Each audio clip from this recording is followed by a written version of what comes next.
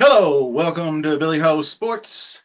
The weather might be cold, but the Kentucky Derby Trail is heating up. We're heading out to Aqueduct this weekend to kick off their winter meet this Saturday. And we're having a big Cyber Monday deal here at Billy Ho Sports. It's completely free to subscribe. And we've turned on the like button so you can click that for free too.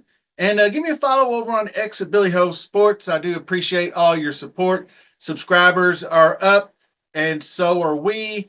As far as the Churchill Downs meet went, I crushed it this fall. So hopefully you tagged along with me for some of that. We're going to cover the grade 2 Remsen.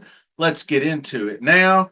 It's going to be a mile and an eighth going on the Aqueduct Dirt Belmont at the Big A type deals. So this is a long race for 2-year-olds. Not many are doing this much anymore, but it is good to see what you got at this age. So we've got past performances. We've got race replays. Let's share the screen and take a look. All right. Kicking it off with the number 1 horse, Tux, trained by Bill Mott, Junior Alvarado. The Tappet Colt, bred to go the distance. Impressive looking gray. Broke his maiden going 6.5 furlongs on the Aqueduct Dirt, pressing the pace in second place.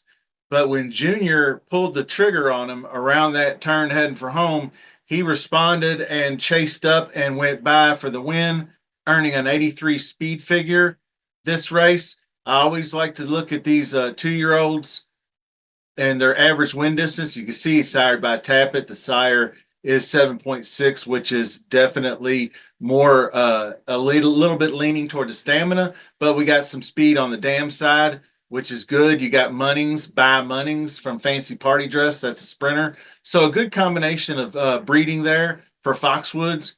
And now Bill Mott and Junior Alvarado out of the 1 hole. Now we've got Chad Brown and number 2, Aviator Gee.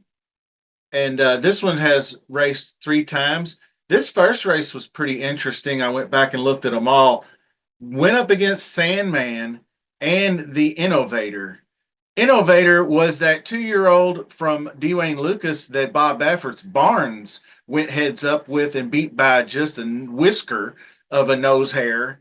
Last Wednesday, everybody had the big response to that race, but Innovator was a strong-looking horse that people were into, so he ran third behind those 2 respectively. Sandman, not a bad horse either, obviously. So able to break his maiden next out from off the pace, a la Sierra Leone. He was way back of the field here chasing, and then hit the stretch drive, and it was off the turf going a mile out of the chute, and was able to get it done under Manny Franco. And then the next up, he went mile and a 16th, 2 turns on the turf and in the wad, and ran fairly steadily is what it looks like, but he hit that stretch in position to try to make a run, but he got passed up. So he stayed in 4th place, but he got passed up by horses down the stretch. So I really didn't care for the effort, honestly, on the turf, but I think that was maybe just Chad Brown is taking him here, just training measures. I don't really know for sure the whole strategy, because we know obviously how good Chad Brown is on the turf with horses. So we'll see what Aviator Gee has coming up this week, if he's got the chops. And now we'll go to number 3 poster. And that one is Owen Hardy, looking for another Derby prep run. I scored, if you were with me last Saturday, my original winner of the Kentucky Jockey Club clock tower scratched. So I went back and looked again, and I come up with First Resort, and I posted that pinned comment on the video and on X. If you follow me on X at Billy Ho Sports, you would have saw that. First Resort, 6-1 winner, $14. Nice exacta return as well, using the chalky 4-5 favorite Jonathan's Way underneath. Now, poster, 2-time turf winner, sired by Munnings sprinter. both trips coming in at a 2-turn mile. He stepped up to the N2L competition at Keeneland October 12th. So this one, I don't know if he's going to be able to pull off the old turf to dirt move again, but because he is pretty poor graded stakes record, 2% wins. He did get that one last Saturday, but doing it again, that's pretty tall order. But he does get Flavian Prat aboard, which is pretty good. So now it takes me to the most experienced horse in the field, Studley Do Right. This is John Robb. Xavier Perez rides. You can see first two out of the gate won the Tremont at Saratoga. Really strong looking competitor, was chalky favorite, beat by Mo Plex in the Sanford Grade 3, then wheels it back and goes after a rest, comes back to Saratoga in a Grade 1 hopeful in over his head, beaten 13. Chancellor McPatrick, obviously ferocious, a little bit over his head there. So dials it back in September, going a mile off the turf in this futurity at Laurel Park and runs second. So next up, nice bounce back effort in the Nashua at Aqueduct, going a mile out of the chute. It's funny that this horse is making a seventh start and has not gone 2 turns yet. This will be the first 2 turns. Does seem like the average win distance. Nyquist, the Derby winner, Curlin in the dam side of the family. So, I mean, you'd think the distance would be there. So here we go. And Studley Do Right's a kind of a grinder, so to speak, down a stretch. So he might be up in there if there's a good pace duel. And now coming up on Chad Brown's other entry, this is Keewaydin and sired by Instagrad, who Instagrad is by Into Mischief. If you saw the sire pool in the Kentucky Derby, Into Mischief was the overwhelming favorite, siring several, obviously the Bob Baffert horses, and then big time Patch Adams and all those.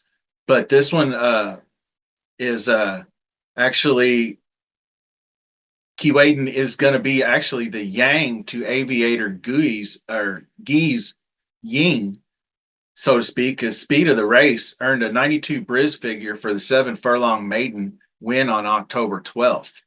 So good, move by Brown, I think, to maybe put him to the test early, see what he's got. But this sire, going back to Instagrad, has 13 winners so far in his first crop. So promising looking colt, Keewaydin. We'll see if he's got the distance. The 6.3 is a little bit more on the sprinter side, so much as the stamina side. 9 furlongs, a long way to go for a third start. So if he can hold on, he's probably going to win the race. And then that brings us to the next two. Surfside Moon, Gun Trader round out the field. I'm not going to get into those. They're kind of fillers. So, like I said, I think the Tux, I think that Keewaydin should be the early speed, could sit off Tux or vice versa. I'm not sure if any of the other last two are in there for pace purposes. But Studley Do Right, like I said, is a grinder, could outlast for a share. Aviator Gee coming in there to run them down late as well. I think I'm leaning early to Keewaydin and Tux, but I'll be back later on in the week. I think I'm going to do a pick 5 video, and I will include maybe some final thoughts on that race, on how I'll go betting wise, do some best bets or a little bit of everything. Anyway, so don't forget to hit that like button, subscribe if you haven't done so, and until next time, see you soon.